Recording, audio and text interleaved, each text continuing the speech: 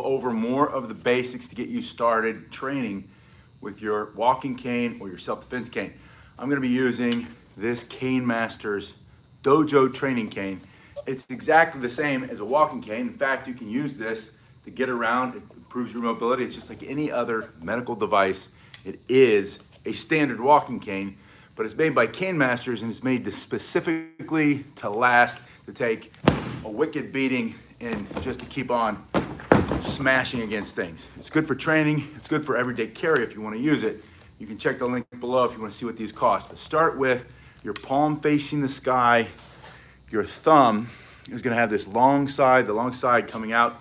The smaller side is on the pinky side and your hand is closed, and you're going to crank it around just like this. The other thing you'll notice on a cane like this is that it has a wider mouth here so that your hand has more room.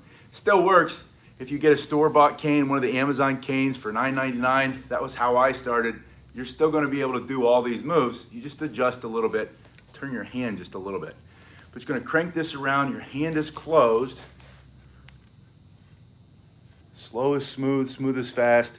Just don't open your fingers and you'll be doing it right. You don't want to squeeze it, it won't move. But it literally is just this slow circular motion going up and forward and back. Then, after you've done this for about 20, 30 seconds, you're gonna bring it over and back in front of your body, stomach up and in, abs tight. The purpose of all this spinning is to warm up the joint, get blood to flow in there, get that plasma in there, get everything warmed up, loosened up, stay safe from injury. Think of it as a back or a slap across the face and a backhand slap across the face. That's this motion going over and back. The other thing, if you are standing or sitting, it doesn't matter, but the other thing that's gonna happen is by doing this motion across the body and back, you're gonna feel your core muscles start to squeeze and engage. Squeeze and engage, activating muscles that allow you to have a stronger, healthier posture. It's good to see Anaj coming side to side, slow as smooth, smooth as fast. When you're ready, start to speed it up, but go for 30 seconds here, put it into the other hand and start with that first spin. Just going slowly forward, give it a little pop. There it is. Now it's spinning around. And again, your hand is closed, but not squeezing. If you squeeze, it's not gonna move. Slow is smooth, smooth is fast. You're also gonna start to build callus on the hand, proprioception, space and time, timing and distance, all the things that you need to defend yourself. But this is not necessarily a fighting spin. This is a conditioning spin. This is a warm up your body spin. Build muscle, build balance, build coordination. Bring it over and back, over, back. Just going front to back. There's that slap across the face and then that backhand slap across the face coming here and back. That creates that figure eight motion. That's what it looks like from the side. You had a great idea after the last video. You asked me, hey, can you turn to the side so we can see a little bit better what you're doing? And I thought, why didn't I think of that? That's why I need you here to watch these videos with me to give me this kind of feedback, because I don't always get it. That's why this is a community. It's how I appreciate you so much. Just side to side, front and back, slow as smooth, smooth as fast. Faster you go, the more you're gonna squeeze those abdominal muscles. The muscles in your back, you're gonna feel them work too. And again, you can do this standing, you can do it sitting. Don't let the fact that you might be stuck in a chair or you're not able to stand as well, so you're sitting on the edge of the bed or in a chair or on the couch, that doesn't mean you're not gonna be able to do it. You just modify it a little bit. So we're going front and back, side to side for about 30 seconds, and then I wanna get right into the strikes. Now, this is episode 2 of how to use walking canes for self-defense. Self-defense cane, beginner class number 2. And in the first one, we talked about holding it in this position. We're gonna start there too, but I'm gonna show you the second way that you're gonna hold it for self-defense today.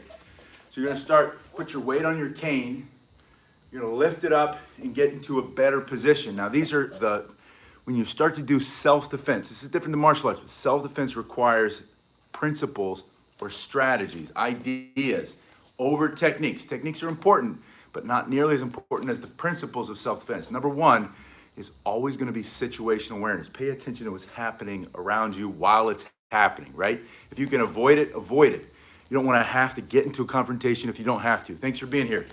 If you are in this position, you are wide open, right? Your eyes, your nose, your mouth, all your vital spots. All the spots I'm gonna tell you to strike on the opponent, on the threat, on that bad guy. All the things that you're gonna try to remove or destroy are also available for them to strike on you when you're standing like this. So the second principle of self-defense is gonna be get into a better position. And a better position is one where using your cane, you're gonna create distance. There's the threat. See how much distance I have? If there's a knife, I have this threat. I can thrust, I can strike, I can smash on the top of the head, but I need this distance. Now, number two, the second thing is I have a big piece of wood between me and the threat. They've got a knife. The wood's not gonna bleed. You will though, but you put yourself in a better position. Get that hard piece of wood between you and the threat. The next thing that's happening is I'm interrupting your line of sight. I interrupted your pattern. You have to look around the stick just to come in and try to do damage to me. I want you to see this instead of seeing this. So I'm in a better position. That's the second principle. You get there either stepping into the threat or stepping away from the threat. One's not better than the other. They're just different. It really comes down to your personal choice.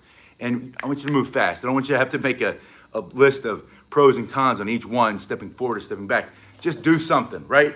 But put the stick between you and them. Make yourself a smaller target just by stepping back or, again, stepping in and stepping to the side. Good afternoon. It's good to see you.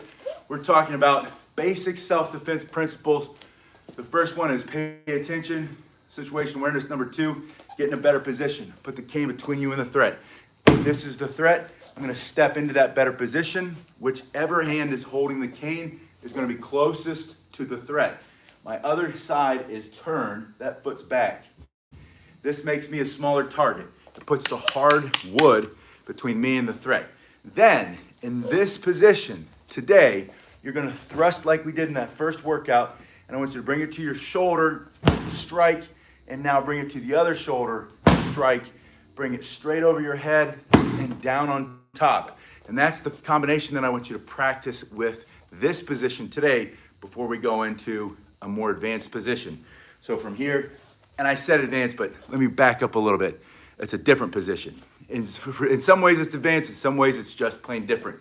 I don't want you to have to overthink it. Like, oh, I must only use the advanced position because it's better. It's not. It just depends on what happens. The guy's running up on you and you're in this position, you just respond, you slap this up in between their groin or across the face or down over top, or you happen to get this big tooth in there and rip all of the skin off his face for self-defense. If that's what works, if that's what happens for you, that's good. We don't want to overthink it. We don't want to say only this technique or only that technique, or it's none of those. The techniques get you killed. It's the principles that are important. Principle number one, situation awareness. Number two, get in a better position when you can. You might not see it. You might realize you're in trouble after you get hit a couple times the first time, until you realize, this guy's, and then you do whatever you can to get your cane up, and then you fight, and then you defend yourself. So don't get stuck on the techniques. Think about the principles. All right, so better position. Today's training, thrust, shoulder, strike, straight over the head, straight down on top of their head for self-defense. You're gonna knock them out, take out their operating system, turn it off, right? Lights out, that's our goal. From here, in this better position, thrust. And the reason I want you to always thrust is that's the fastest way to interrupt whatever their intention is. If they're coming at you and you stick this right in their face, they're gonna have to deal with that. And that's, they're gonna run into it, it's gonna smash the nose. Hello, it's good to see you, Big Tony. Smash the teeth down their throat, eyes, they can't see, they can't breathe permanently, temporarily, stick it right in their groin, but go straight in. That's that shortest distance between 2 points is that straight line. Shortest distance between the tip of your cane and their face is that straight line. So we're gonna go straight in. That's strike one to the shoulder. And the reason I want you to bring it to the shoulder is it's gonna make you fight behind your cane. Get behind your stick, fight behind your cane. If you thrust here and say, strike the side of the head, you might bring it out here and then it's too wide. And I learned this training people in person over and over again. I wanted to get rid of this because this is a bad habit. This isn't good. This isn't as strong. You're going to get hurt. Yeah, always pay attention. This is first to your shoulder, and you're always going to be in the right spot. So if you train, you're going to train out that bad habit from the start. Poke him in the face, strike him across the temple. Try to knock him out here, bring it back to that other shoulder, knock him out on this side, bring it up, straight down. That just gets you into a good habit of fighting with the cane between you and the threat. We're going to thrust, shoulder, shoulder, top of the head. Thrust, temple, temple, forehead. Face, temple, temple, forehead. And you heard me start to shift from thrust and the angular strikes or whatever I was saying. Angle, I don't know, whatever I said just now. But the point is, when you say thrust, and you say that's a good way to start, but after a while, I want you to immediately start to train into your mind, getting rid of hesitation using pictures in your head, using visualization. So if you can go from this position, better position, and think instead of thrust, think of eyes, throat, mouth, nose, face, face, face, temple, temple, temple, forehead. Then you're going to start to create in that picture what's actually going to happen. Yeah, and because they're between me and you, Tony, you're going to have to get around them if you want to get to me. If I swing out here, if you swing from here, that you just coming into here, I'm too late. If the punch is coming into my face, I'm too late. If the knife is coming into my body, if they're jumping on top of me, closing that distance, my arm's just going to run into the body and it's going to be ineffective. I've just lost the whole purpose of my cane. If I'm starting from here and they're closing that gap, it's coming straight into them. It might not hit them full force the first time, but look, there's that tooth. I'm just gonna turn it and rip it straight across their face. We're talking about that strike today. So let's practice one more time, and then I wanna move into the next technique that I want you to practice. I want you practicing combinations of strikes. Combinations of strikes, allowing yourself not to stop with just one. I tell you this all the time, fight's not over until you win, right? But when you train, you have to train not with just one strike and done, one strike and over. That's how we always train most things. I want you to think in terms of 1, 2, 3, 4, 5, 6, 7, 8. Build your capacity, build your endurance. Fighting is not fighting, but self-defense is not fighting. Self-defense isn't like a boxing match where we've got 3 or 12 3-minute rounds or 3 3-minute rounds or 3 5-minute rounds or whatever it is. It's all in, all out until someone's there to help you out or the threat is on the ground, done, you're done. You've survived. You're gassed, you're winded, but they're on the floor. They're knocked out. You use that big piece of oak to turn their lights out. When you learn how to fight with canes for self-defense or how to use walking canes for self-defense in a beginner cane self-defense class like this one, this is episode 2, by the way, you have to learn the basics first. But once you learn them, practice them in combination. Practice them so you get the muscle memory. Practice it so that when you do it for real, you're hitting full speed, full force, full power. Now, I always want you to do it with both hands. So I'm going to throw it over here in the left, step in. By the way, see how I kind of slide down a little bit? If you didn't see that, I didn't really point that out this time. But that's the whole purpose of this warm-up spin. When you start doing this and you build that callus on your hand and you start to build proprioception or getting a sense for where it is, space and time, that's from the spinning. So you're here, when you're walking with it, just slide it up and it's gonna slide down there without coming out of your hand. Now it's in the left, I put my weight on it, stepping, give you a better angle, step in a better position, thrust to the eyes, bring it to the same shoulder, that's my left hand, left shoulder. And if you bring it to the wrong shoulder, doesn't matter as long as it works. None of it matters as long as it works. It's got to work for self-defense. From here, strike, opposite shoulder, temple, over your head, and their forehead. So from here, put your weight on it. You're walking, better position, back up. I will defend myself, give them some commands. They don't. Before they're able to close that distance to hurt you, you go eyes, temple, temple, forehead, or forehead. I kind of cheated there when the eyes, or the shoulder, because I was watching you. But from here, I was watching myself in the camera, I wasn't watching you.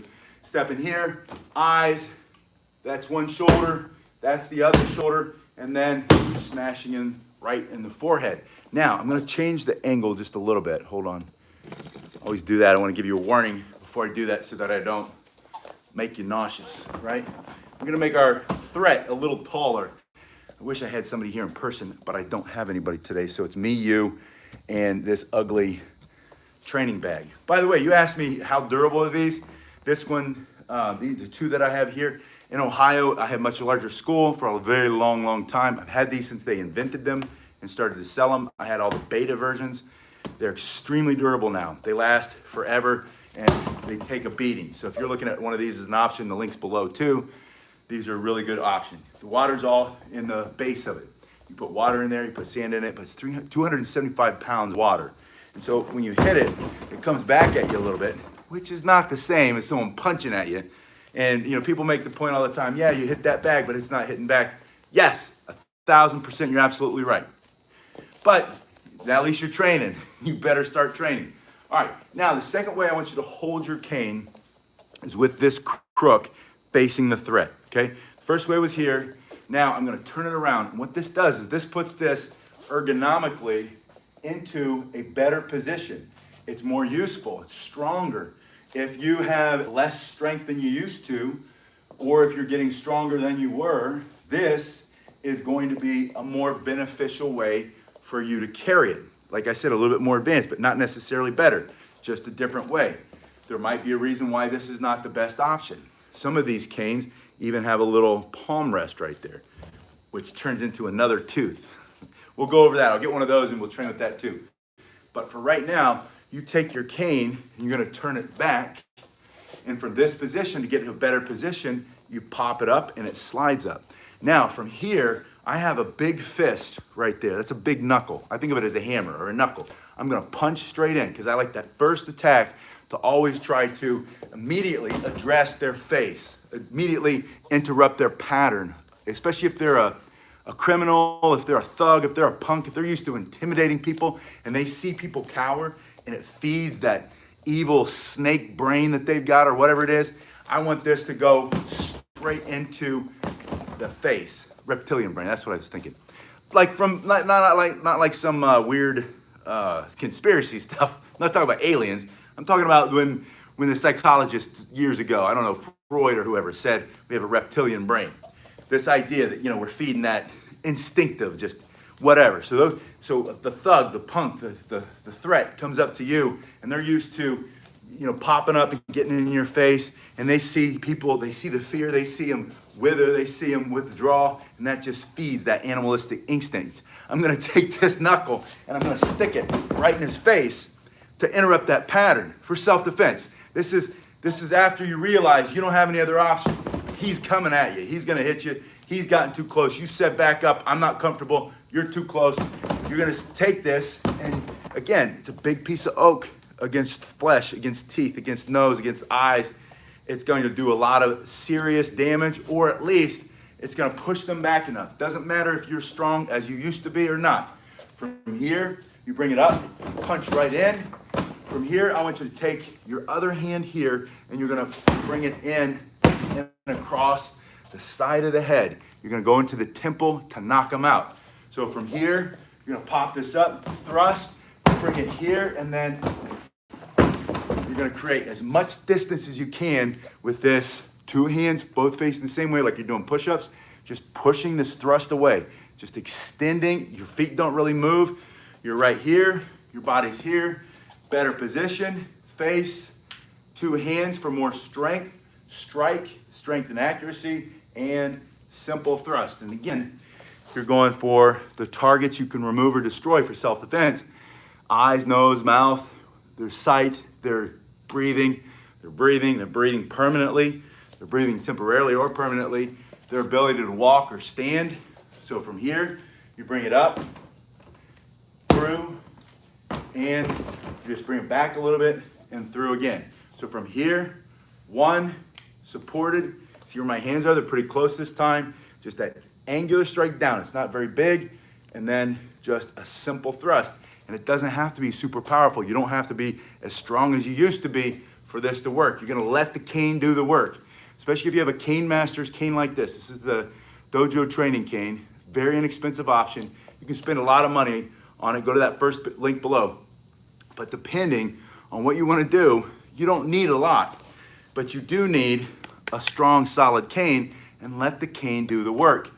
But wood against nose, wood against eyes and glasses, if they're wearing glasses, wood against teeth. It's not gonna take much to take the teeth out of their mouth.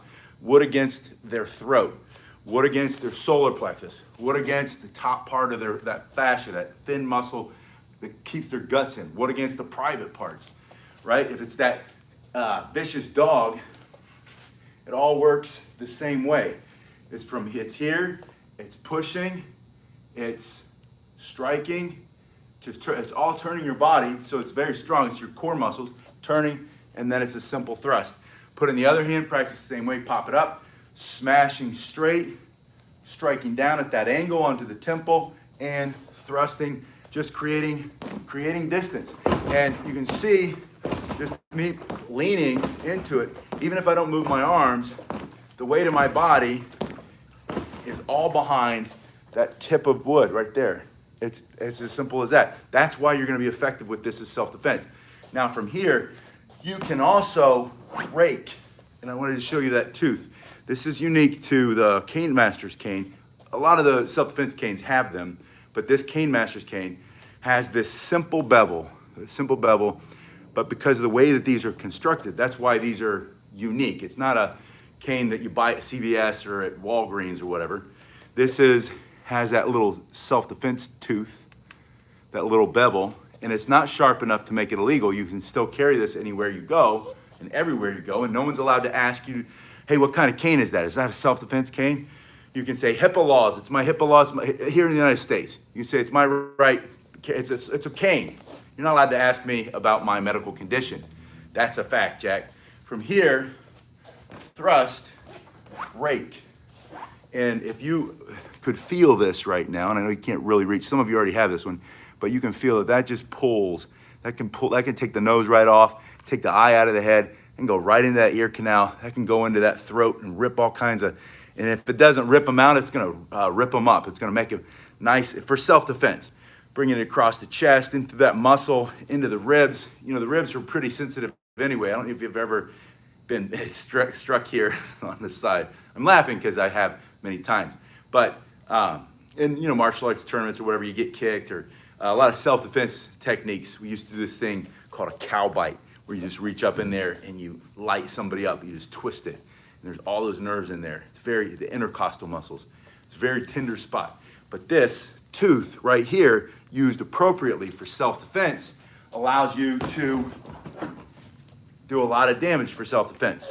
That's what that's for. So, and a lot of times, people still like to think about or like to learn all of the intricate moves of like a Hapkido cane or Cane Fu, where they're learning how to do like joint locks and pressure points and takedowns. That's great. Learn that after you learn the basics of self-defense. Self-defense has to be based on principles, situational awareness, get in a better position, and then immediate, direct, and explosive.